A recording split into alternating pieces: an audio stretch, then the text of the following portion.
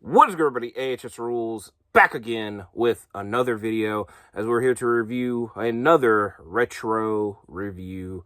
And in today's retro review, we'll be discussing Ring of Honor Death Before Dishonor 10, an event that took place in 2012.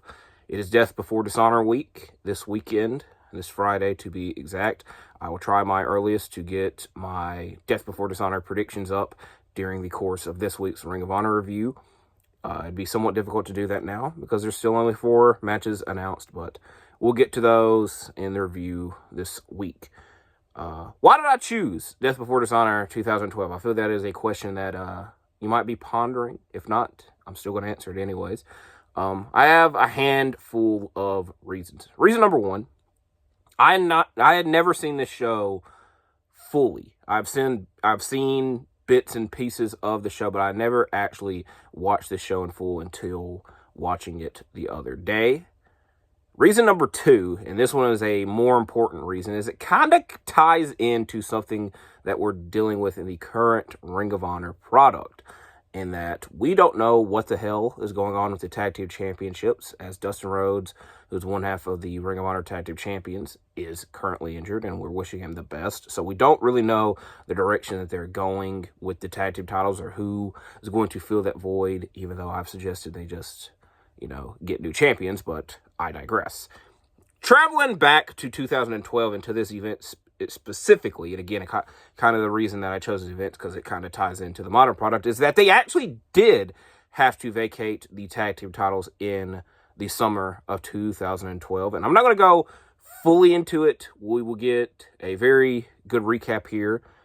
All Night Express, a long-time Ring of Honor tag team, finally won the tag team championships at Best in the World in June. And one half of that tag team, Kenny King, soon after that, had a matchup in TNA. And it was supposed to be a dark match, but it ended up actually being on the TV, point blank.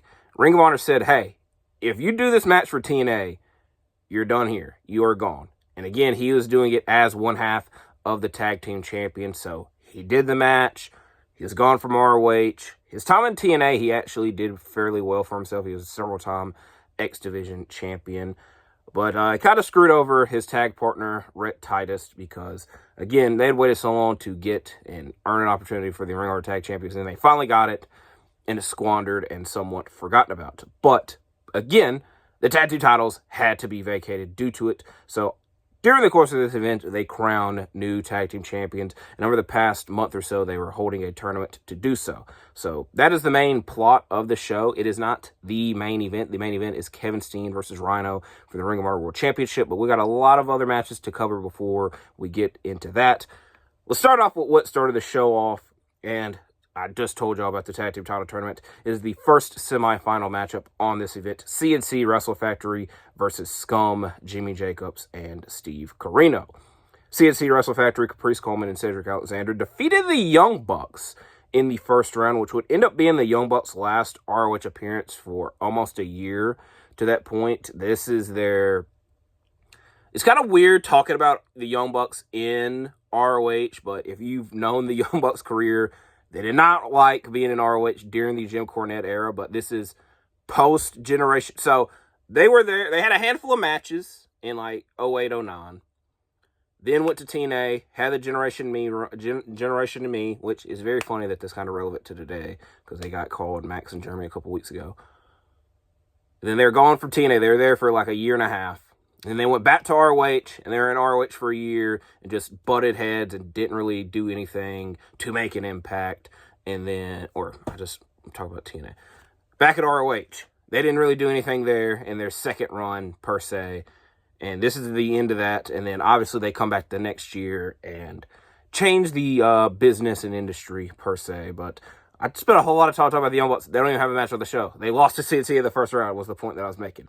Now, SCUM, on the other hand, they were the last team entered into this tournament, and to do so, they knew that Jim Cornette did not want them in this tournament, but they told Jim Cornette that if they lose, they will leave Ring of Honor, which would make his world a little bit easier, but they won their first round matchup against the Bravado Brothers, a.k.a. the Goobers. But now, we're here to talk about C Wrestle Factory versus SCUM, the opening contest to Death Before Dishonor. There's no code of honor as Cedric and Jacob start the bout off. I should point out, very early on, because it does somewhat affect the rest of the show. This is during the Go Fight Live era of ROH, and if you're around and knowing about ROH at this time period, you would know that if you bought a live stream, part of the Go Fight Live and then the Ustream era, there would more likely be some technical difficulties. And what is funny enough is that I was like looking up other videos and reviews from around this time, and there's one specifically titled saying stream crashed, which again is very fitting. Now, pointing this out, this first matchup, only Kevin Kelly is on commentary because they could not get Nigel McGuinness's microphone to work. And a lot of this show is very silent. There's a lot of people here at the Frontier Fieldhouse, so I don't think it's necessarily the crowd's fault, but the mic, it sounded very quiet for a great majority of the show. During the main event, it kind of picked up, so it kind of somewhat seemed like a quiet show, but I wanted to point that out pretty early on. Cedric and Jacob start the bout off with quick pinfall attempts from both early. All four get involved, leading to a Cedric dive to the outside. Then soon after, he's dumped onto a ringside table. A trio of Coleman suplexes get a 2 count. Carino's lariat gets a 2 count. A Jacob's cutter and another Carino lariat gets a 2 count, but Coleman gets a roll up. But when he is pushed out of it, Jacobs throws a chair to his head and Carino lands a back suplex, leading to SCUM's victory and advancing to the finals later on in the show. A good start to the show. Next matchup is very funny when I looked at it and realized it, but it's Tadarius Thomas versus Silas Young in a survival of the fittest qualifier. Now, they did not label it as that, but the winner of this match would then be entered into a qualifying match for the survival of the fittest, which would take place in the next month of TV. Spoiler alert, Jay Lethal wins that year's survival of the fittest. But to do so, whoever won this match would go on to face Adam Cole, because I remember specifically, I'm like, neither one of these people are in the survival of the fittest finals. So that's how I knew it's a qualifier to a qualifier. But this matchup is Tadarius Thomas versus Silas Young. We got a wrist-lock exchange to start off. Silas launches Thomas into the photographer at ringside, and he crashed into the barricade, so Silas did. Silas Young, most of the time, would not have checked on him, but he did in this instance because it looked pretty rough.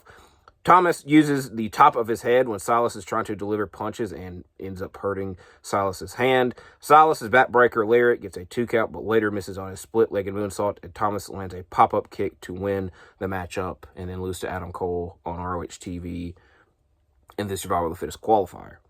Next matchup, ACH versus Kyle O'Reilly, and what is ACH's first Ring of Honor match. We get a technical start to the bout with O'Reilly applying an armbar. This is O'Reilly post Team Ambition, post Future Shock, kind of lone Kyle O'Reilly, but several months away from forming Red Dragon. So this is kind of a lone era for Kyle, and he'd have a handful of matches with Adam Cole during this time period. ACH hits a scissor kick and a pop-up moonsault off of the second rope. We get a big suplex to ACH to the outside, a battle of smacks in the ring, a kick to the face, and a cutter by ACH gets a 2 count. A tornado DDT off of the second rope gets a 2 count. A 450 splash attempt by ACH leads to O'Reilly applying a triangle choke for the victory, even holding it on after the bell had already rung. Good matchup. Now, the second tag team titles tournament semifinal. That is a mouthful to say. Tag team title tournament semifinals. The Briscoe Brothers versus Rhett, Titus, and Charlie Haas. Yes, a very what the hell tag team. And the Briscoe Brothers defeated the Blackout in the first round of the tournament, while Haas and Titus defeated the Guardians of Truth, who were the headbangers wearing black mask.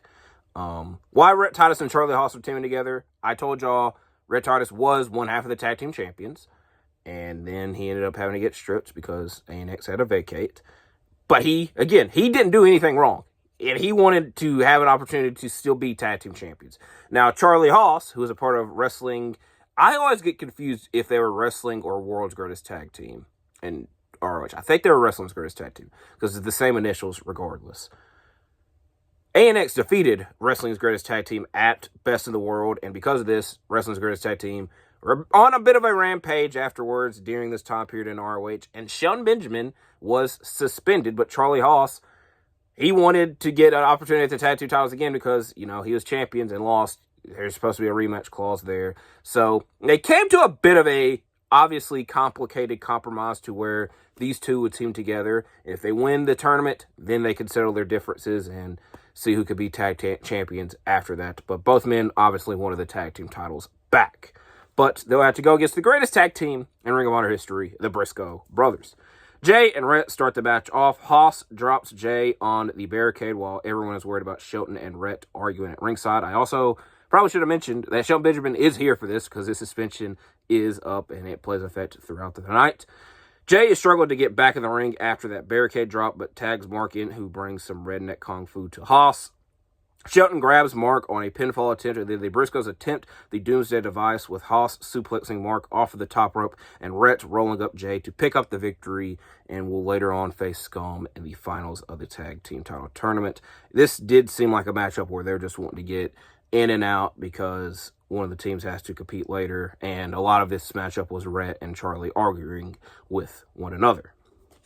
Next matchup, Homicide versus Jay Lethal. This is during the time period where Homicide kind of just appeared on and off in companies because his TNA run ended in 2010. He went back to Ring of Honor, but wasn't really full-time there. He was just kind of special appearances per se. And again, still would appear in TNA occasionally. And then 2013, he would stay in ROH for a little bit longer to form Outlaw Inc. with Eddie Kingston. But this is just kind of in and out era of ROH for Homicide. But for Jay Lethal, earlier in the year, he had lost his television championship and then turned his eyes towards the World Heavyweight Championship, but was a bit offended that Jim Cornette, he thinks he's worthy of being world champion, but Jim Cornette didn't really want to give him an opportunity to be world champion because he just didn't think he had a chance with Kevin Steen because he did not have that killer instinct, which, fitting enough, when he finally does get the world title shot, it happens at an event entitled Killer Instinct, which I might cover down the road. Who knows? So this matchup is Lethal trying to show that he can add that killer instinct. Homicide chooses to dive to the outside, but instead flips off the crowd. Lethal keeps the attack going in the ring. Homicide tries to use a table at ringside as well, but he then, as well as trying to land the Gringo Killer in the ring, but does not able to use either. Homicide's back suplex and lariat gets a 2 count. Lethal lands a super kick, a Hail to the King, and a lethal combinations for a 2. Then he hits another lethal combination that also gets another 2 count. Homicide wants him to finish him off, and he does so with an elevated DDT as Jay Lethal picks up the victory. And this is a matchup that is free on YouTube if you want to watch it yourself. Should have said at the beginning, but I didn't remember it until now. This next matchup is a bit of a nothing matchup, very quick matchup. Irish Airborne taking on Roderick Strong and Michael Elgin of the House of Truth.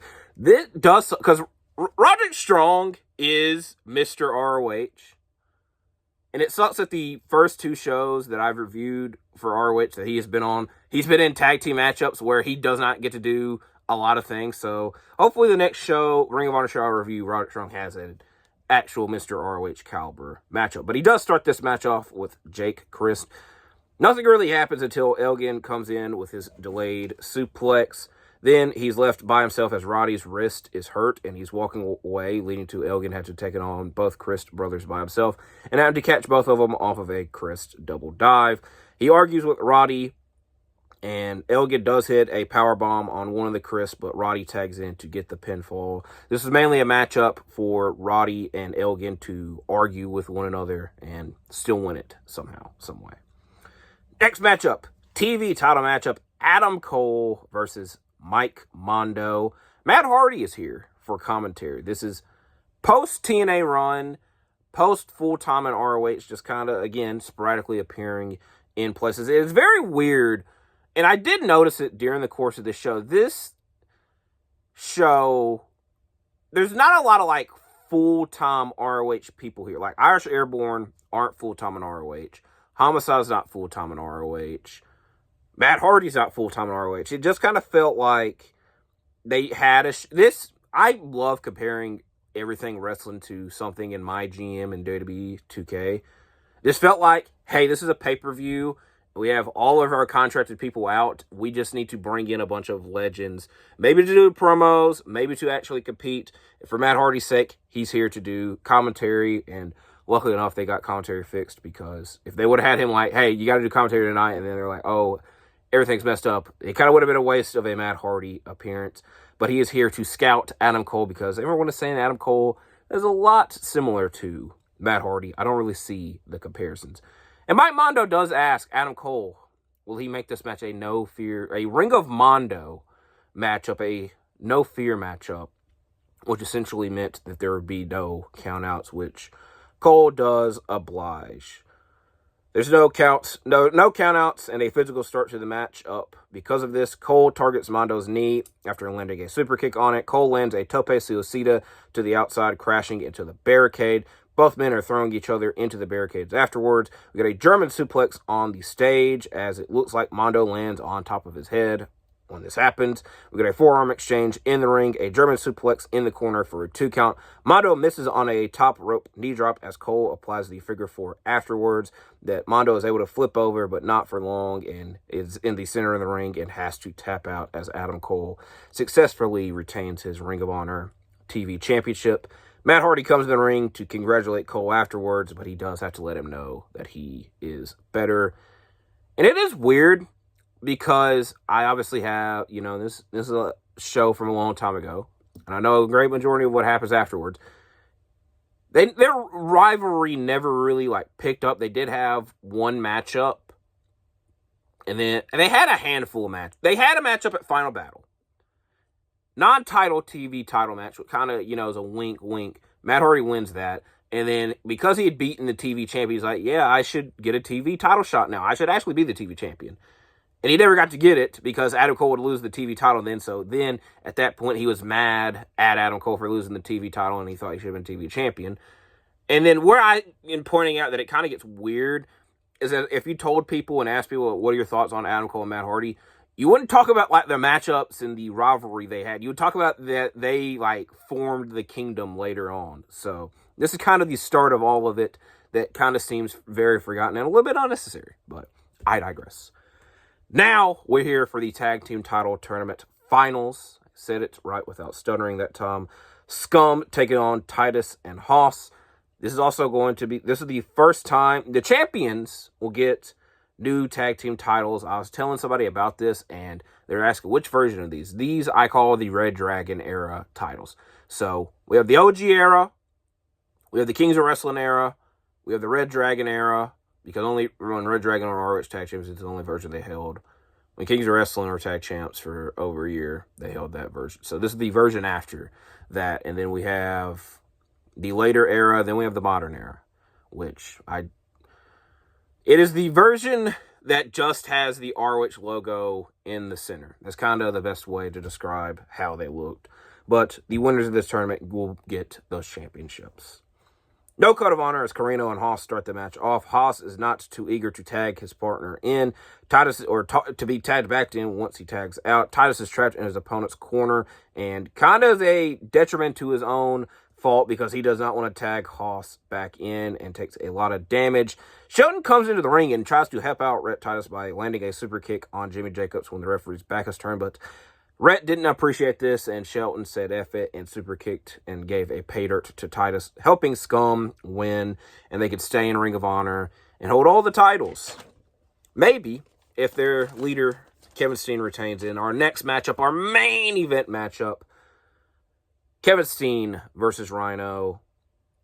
Jim Cornette wanted someone to already defeat Kevin Steen for the World Championship. He never wanted Steen to be World Champion, but he couldn't do anything. He has that title.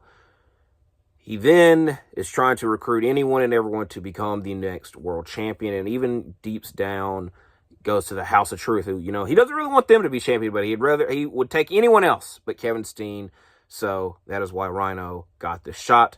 Rhino also did earn this shot. He had a tiebreaker bout with Eddie Edwards. Eddie Edwards won the first, Rhino won the second, and then they had a third and final matchup on TV with Rhino winning that. And Eddie Edwards was like kind of on and off again in the latter part of 2012 because he's doing a lot of Pro Wrestling Noah dates at the time. And so I imagine that is why he is not on the show. But in that tiebreaker match that I just mentioned, he was gored through a table and banged up, and that ended the match. And so he was not on the show for that, and that did suck. Cornette comes out and even mentions that matchup on TV and how there was no rules and it was anything goes, and doesn't care about Kevin Steen enough that he's like, you know what? This matchup's going to be anything goes, and it leads to a immediate start and both men brawling on the outside and crashing into the barricade. I noticed this guy throughout the whole show, but there is a guy in the front row wearing a Clay Matthews jersey, so shout out to him. We get a belly-to-belly by Rhino in the ring, a Steen cannonball in the corner. A table is then set up on the apron with Truth Martini lurking behind, trying to hit Steen with his Book of Truth. And Steen tries to super kick him, but instead super kicks Veda Scott, who is the bell keeper at ringside, and she is banged up and had to take to the back. I imagine that she was okay afterwards. Steen then ends up on the table that he set up with Rhino splashing onto him. In the ring, Rhino is sent into the corner with a chair, and then Steen lands a swanton for a 2 count. Carino then comes out, which this was kind of a very cool moment because Steve Carino is the guy that brought Rhino and managed Rhino in his early days in ECW, so there was that connection. And I told y'all earlier that the crowd really got into it in the main event, and this is one of those parts they started chanting ECW, and Kevin Kelly made a good note on commentary. He's like, these guys have never laid hands on one another, and that soon went out the window as Rhino hit a gore on Steve Carino, Jimmy Jacobs, and even the damn referee, so they all got a gore. And then, surprisingly, we get one more gore. This one coming from Steen, hitting it on Rhino, but I guess I could discount it to a spear because it only got a 2 count. Martini is then hit with the package pile driver. During this time period, Cornette had banned the package pile driver. Even though this was an anything goes match, they were like, oh, well, he hit it in this match. You know, he could hit it in this match. But doing so to Truth Martini, who he's not competing against, it didn't really go against the rules. Rhino misses on the gore in the corner, crashing through a table, and Steen hits him with an F-Sync to win the matchup. After the matchup, Michael Elgin and Roderick Strong come out, who are also in the House of Truth. Could have helped your guy win the title, but for at least Elgin's sake, it made sense to not do so because Elgin would have the next world title matchup on the next pay-per-view, that being Glory by Honor. And he starts to attack Steen, but Carino pushes Roddy into Elgin, and those two start to argue one another because Elgin thought he did it on purpose. Overall, I will say there are definitely better 2012 pay-per-views, specifically that Glory by Honor event that I just mentioned, and will more than likely be one that's covered down the line because that is an all-time ROH show in my opinion. It's not the best show, and it's not really the best showcase because, like I mentioned, there's just a lot of, like, Eddie Edwards wasn't on the show. I'm trying to think of other people that are in ROH at this time, but, you know, kind of lingers around because everybody's, like, always in and out in ROH. But it just kind of felt like a filler. They were doing a lot of pay-per-views at the time, which is mainly the first year that they started doing that, because beforehand it's kind of like every couple months, where this one, like, the previous month they had Boiling Point, they had Best of the World, they had Border Wars, they had 2 in April for Showdown in the Sun. They had the anniversary show, so they're trying to build up. Oh, there's no Tommaso Ciampa because he got hurt at that Boiling Point event. I finally remembered somebody else. Mike Bennett, you know. So some people, you know, not really worth complaining about. Point being, kind of not the best Death Before Dishonor show I could have reviewed. I will say that the main event made up for the lack of an enthusiasm and care that I might have had while watching the show, because I love watching Kevin Steen in Ring of Honor. It's just, he's the guy that got me into him.